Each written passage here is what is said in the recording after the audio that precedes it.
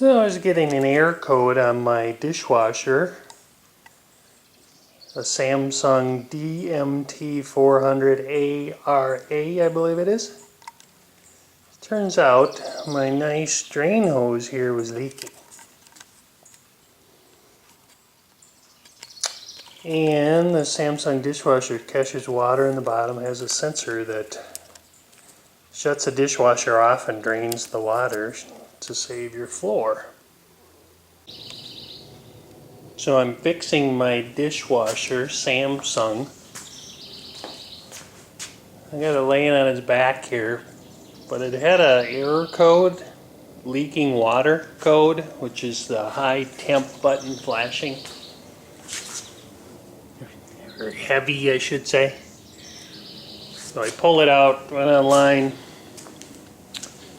It said you got to dump the water. I found one video that said you have to get the water out of the sensor. So I pulled the bottom pan.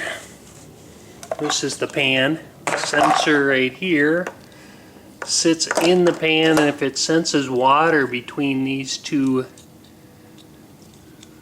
sensor points, makes that connection and causes that error code.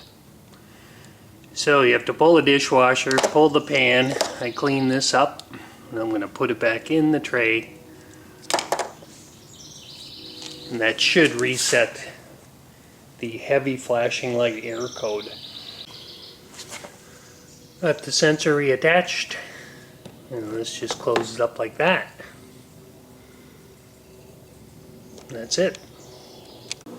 So I've reinstalled the dishwasher and it works great.